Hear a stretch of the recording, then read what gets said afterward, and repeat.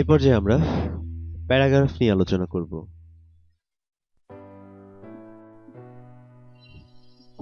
আমরা একটি ডকুমেন্ট তৈরি করার পর প্যারাগ্রাফের অ্যালাইনমেন্ট ঠিক করার প্রয়োজন হতে পারে। আমরা প্রথমে ডকুমেন্টটিকে বড় করব, এই জন্য কপি পেস্ট ব্যবহার করে ডকুমেন্টটিকে অনেকগুলো লেখা নিয়ে কাজ করব। ধরা যাক আমরা ডকুমেন্টের প্যারাগ্রাফগুলোকে লেফট অ্যালাইনে সাজাতে চাই। এই জন্য আমরা প্রথমে ডকুমেন্টটিকে সিলেক্ট করে নিব, যে পর্যন্ত লেফট অ্যালাইনে করতে চাই। সিলেক্ট করে আমরা এখান থেকে লেফট অ্যালাইন ব্যবহার করলে দেখা যাচ্ছে ডকুমেন্টের বাম দিক থেকে লেখাগুলো সমান হয়েছে এবং ডান দিকে অসমান রয়েছে। এবার সেন্টার অ্যালাইন ব্যবহার করলে মাঝ থেকে সমান হয়েছে এবং দুই দিক থেকে অসমান হয়েছে। এবার রাইট অ্যালাইন ব্যবহার করে দেখব, ডান দিকে লেখা সমান হয়েছে কিন্তু বাম দিকে অসমান রয়েছে। এবার আমরা জাস্টিফাই ব্যবহার করে দেখব, দুদিকেই লেখা সমানভাবে সজ্জিত হয়েছে। এভাবে আমরা ডকুমেন্টের লেখাগুলোকে বিভিন্ন অ্যালাইনে সাজাতে পারি। আবার ডকুমেন্টের যে লেখাগুলো রয়েছে প্রত্যেকটি লাইনের মাঝে একটি নির্দিষ্ট পরিমাণে গ্যাপ রাখার জন্য আমরা লাইন স্পেসিং অপশন ব্যবহার করতে পারি। এই জন্য আমরা এখন দেখতে পাচ্ছি 1.15 লাইন স্পেসিং রয়েছে। আমরা চাইলেই 1.5 দিতে পারি। প্রত্যেকটি লাইনের মাঝখানে 1.5 লাইন স্পেসিং তৈরি হয়েছে।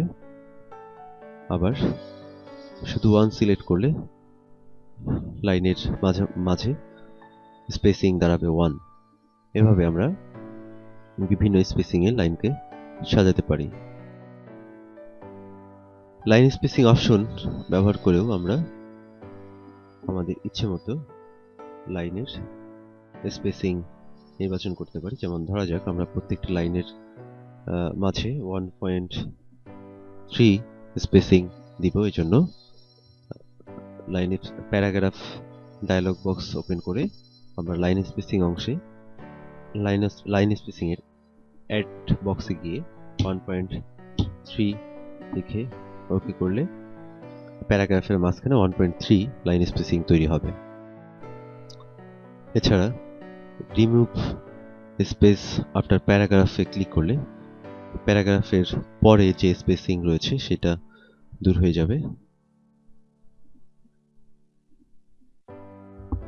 আবার রিমুভ স্পেস বিফোর প্যারাগ্রাফ, অর্থাৎ প্যারাগ্রাফের উপরে যদি কোনো স্পেস থাকে সেটিও দূর হয়ে যাবে।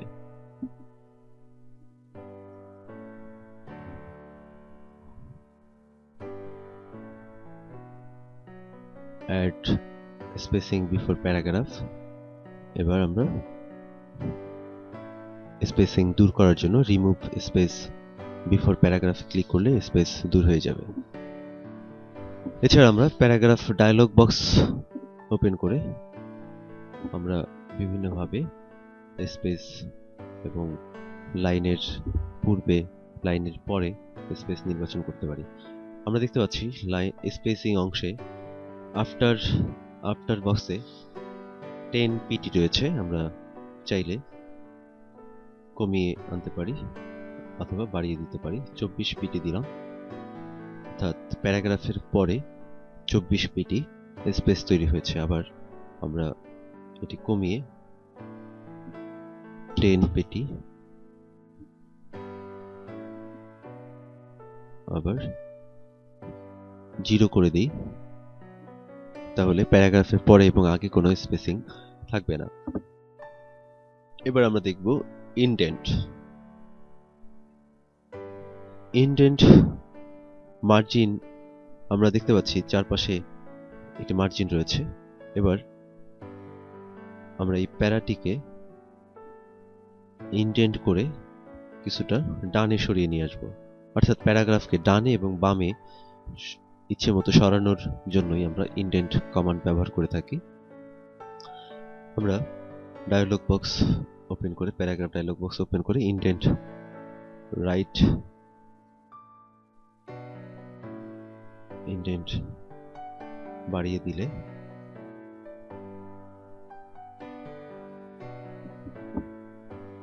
প্যারাগ্রাফ ডান থেকে বামে সরে আসবে এবং এখানে আমরা দেখতে পাচ্ছি একটি ইনডেন্ট মার্ক। আমরা চাইলে এখানে ক্লিক করে ইনডেন্টকে আবার সরিয়ে নিতে পারবো, ইচ্ছে মতো কন্ট্রোল করা যাবে। আবার প্যারাগ্রাফে গিয়ে আমরা ইনডেন্ট 0 করে দিলে পূর্বের অবস্থায় ফিরে আসবে। এবার আমরা লেফট ইনডেন্ট ব্যবহার করব। আমরা প্রিভিউ দেখতে পাচ্ছি প্যারাগ্রাফটি ডানে সরে যাচ্ছে। এই অনেক সময় ডকুমেন্টকে সুন্দর করে সাজানোর ক্ষেত্রে ইনডেন্ট ব্যবহার করা হয়ে থাকে। আবার 0 করে দিলে আমরা পূর্বের অবস্থানে ডকুমেন্টটিকে দেখতে পারবো। আরো দ্রুত ইনডেন্ট করার ক্ষেত্রে আমরা প্যারাগ্রাফ গ্রুপ থেকে আমরা ইনডেন্ট কমান্ড প্রয়োগ করতে পারি।